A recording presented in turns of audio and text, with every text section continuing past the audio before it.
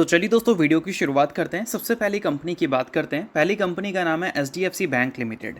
But इसको discuss करने से पहले अगर आपने अभी तक चैनल को सब्सक्राइब नहीं किया है तो चैनल को सब्सक्राइब करके बेल आइकन को प्रेस कर लो और सेबी रजिस्टर्ड टेलीग्राम चैनल को भी ज्वाइन कर लो, जिसका लिंक आपको डिस्क्रिप्शन में देखने को मिल जाएगा। और एक डिस्क्लेमर भी है, जो भी कंपनी से रिलेटेड न्यूज़ एंड अपडेट्स हम लोग कवर करेंगे वो सारी न्यूज़ एंड अपडेट्स सिर्फ और सिर्फ एजुकेशन पर्पज़ के लिए है, सीखने के लिए है। तो इसको किसी भी तरह का इन्वेस्टमेंट एडवाइस मत समझना, आप खुद से रिसर्च और एनालिसिस भी कर सकते हैं। तो चलिए दोस्तों वीडियो की शुरुआत करते हैं। बात कर लेते हैं HDFC बैंक से रिलेटेड काफ़ी सारी इंपॉर्टेंट अपडेट्स के बारे में।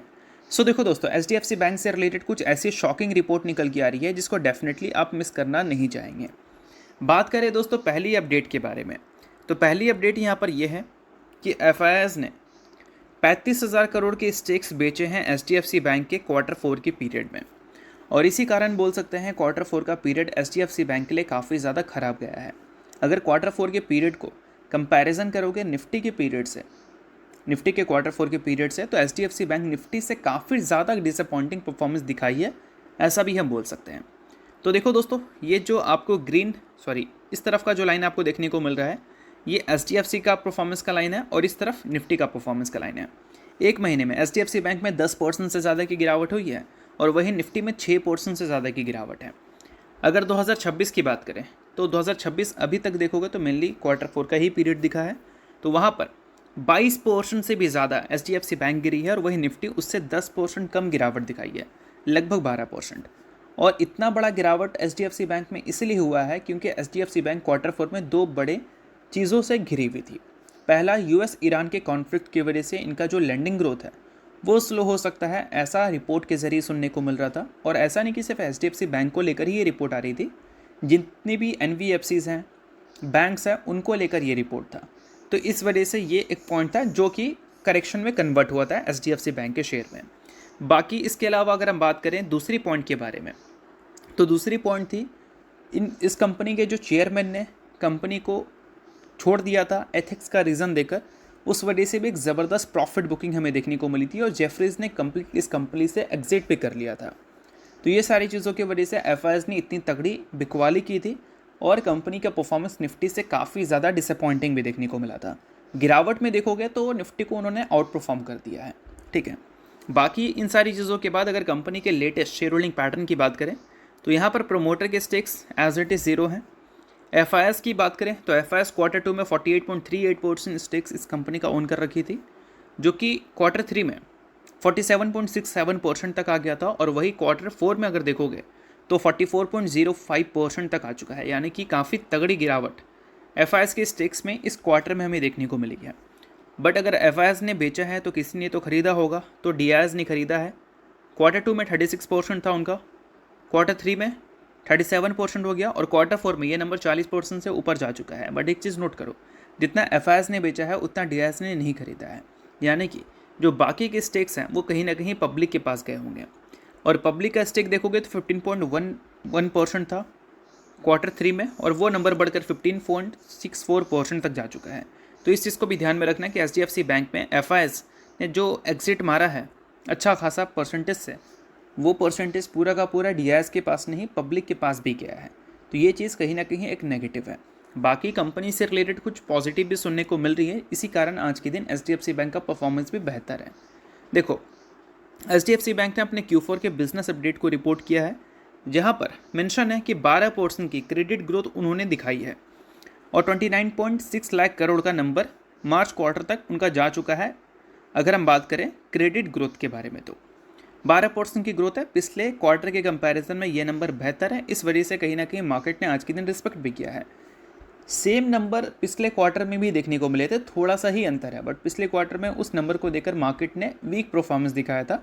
आज मार्केट ने अच्छा परफॉर्मेंस दिखाया, जो कि एक अच्छी बात है। बाकी अगर हम कंपनी के टोटल एडवांस की बात करें तो वो 26.43 लाख करोड़ तक जा चुका है। और लेंडर्स की बात करें, HDFC बैंक ने जो टोटल डिपॉजिट्स रिपोर्ट किया है उसमें जो ग्रोथ दिखाई है वो 14.4% की दिखाई है। पिछले साल 27.14 लाख करोड़ था नंबर डिपॉजिट्स का और इस पर 31.05 लाख करोड़ हो चुका है।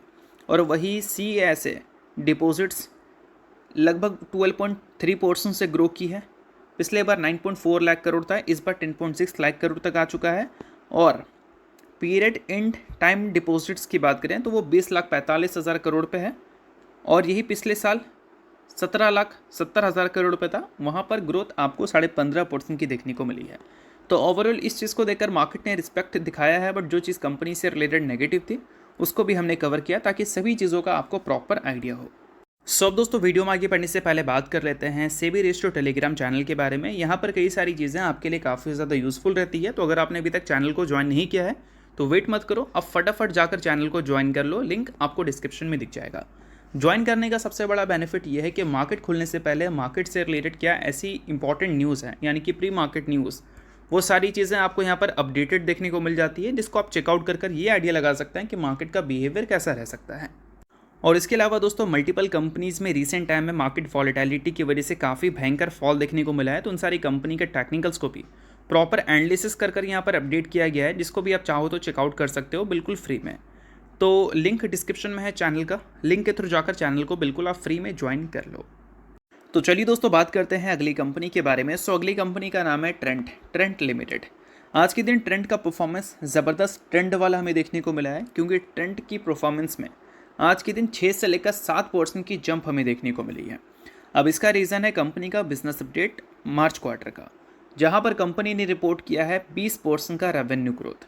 और देखो, 20% का रेवेन्यू ग्रोथ को कंपैरिजन अगर हम करें कंपनी के 2023-24 के रेवेन्यू ग्रोथ से, तो उसके सामने ये नंबर कुछ भी नहीं है, क्योंकि उस time company revenue growth year on year basis पे 50% से भी ज़्यादा का दिखाया करती थी।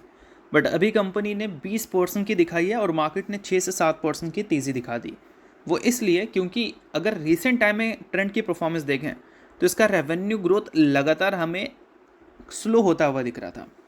पिछले साल के क्वार्टर 4 में 27% की रेवेन्यू ग्रोथ इसने दिखाई थी। फिर क्वार्टर 1 में लगभग 19% पर नंबर था, क्वार्टर 2 में लगभग 16% के आसपास था, क्वार्टर 3 में लगभग 15% के आसपास था, 14.5-15%। लगातार ये ग्रोथ आपको स्लो होती हुई दिख रही थी। बट इस बार कंपनी ने 14 से नीचे नहीं गई है, इस बार कंपनी ने सीधा उसको ऊपर ले जाकर 20% से ज़्यादा की ग्रोथ रिपोर्ट कर दी है।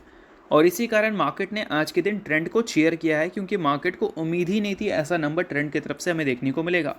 बट फेस्टिव सीजन्स की वजह से हो सकता है कि ट्रेंड ने इतने आउटस्टैंडिंग नंबर्स दिखा दिए हैं। बाकी अगर हम एग्जैक्ट फिगर्स की बात करें तो पिछले साल के क्वार्टर 4 में 4,106 करोड़ का रेवेन्यू कंपनी ने दिखाया था। इस बार ये नंबर 4,937 करोड़ तक जा चुका है, और ये एक काफ़ी अच्छी बात है। अच्छी बात इसलिए है क्योंकि लगातार कंपनी गिरावट दिखा रही थी अपने रेवेन्यू ग्रोथ की वजह से। अभी अगर देखोगे 52 वीक हाई से तो कितना 39% ये कंपनी नीचे दिख रही है। क्यों नीचे दिख रही है? क्योंकि पहले जो कंपनी 50% की ग्रोथ रेवेन्यू में दिखाया करती थी वो 40 पे आई, 30 पे आई, 20 पे आई, 15 पे आई, 14 तक आ गई थी लास्ट क्वार्टर में। अब वापस से इसमें अगर रिकवरी देखने को मिलेगा तो इन्वेस्टर्स उम्मीद करेंगे कि यहाँ से कंपनी में वापस से एक तेज़ी देखने को मिलेगी, और इसी कारण आज के दिन आपको ट्रेंड के शेयर में तेज़ी देखने को मिला है। बाकी ट्रेंड में ऐसी परफॉर्मेंस के बाद अगर कंपनी के शेयर होल्डिंग पैटर्न को देखें तो यहाँ पर एफआईएस की जो कन्विक्शन है वो भी लूज़ हुई है। देखो, यहाँ पर आपको दिखेगा 2024 के जून क्वार्टर का स्टेक, जहाँ पर एफआईएस 27.87% स्टेक्स इस कंपनी का ओन करते थे, और लास्ट क्वार्टर में एफआईएस के स्टेक्स 15.62% तक हो चुका है। डीआईएस नहीं खरीदा है, बट एफआईएस ने एग्जिट मारा है। क्यों एग्जिट मारा है? क्योंकि FIS generally high growth company में इन्वेस्टमेंट करना प्रीफर करती है, और एफआईएस को वैसी हाई ग्रोथ इस कंपनी में दिख नहीं रही थी। इसी वजह से एफआईएस ने इस कंपनी से एक अच्छा प्रॉफिट बुकिंग किया था, और उसका असर कंपनी के शेयर में भी दिखा था, जो कि अभी हमने देखा ही।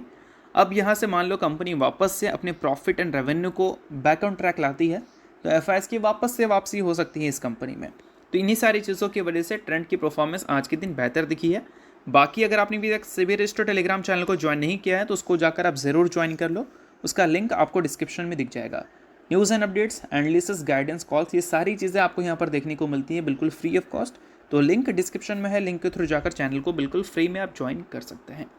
तो चलिए इसके अलावा बात करते हैं अगली कंपनी के बारे में। अगली कंपनी का नाम है IB इन्फोटेक एंटरप्राइजेस, जिसने दोस्तों रिसेंटली रिजल्ट आने से पहले स्प्लिट की अनाउंसमेंट कर दी है अपने शेयर होल्डर के लिए। और स्प्लिट की बात करें तो वो 1:10 के रेशियो में हमें देखने को मिला है। अगर आप इस कंपनी के इन्वेस्टर हो तो बेशक इस न्यूज़ को आप नोट कर सकते हो, इन्वेस्टर नहीं हो आप इग्नोर कर सकते हो। न्यूज़ थी इस वजह से मैंने बता दिया, बाकी ये किसी भी तरह का रिकमेंडेशन नहीं है। तो होप करता हूँ ये वीडियो आपको अच्छा लगा होगा। तो चलो लाइक कीजिए, पहली बार सब्सक्राइब कीजिए। वीडियो के लिए बहुत बहुत शुक्रिया।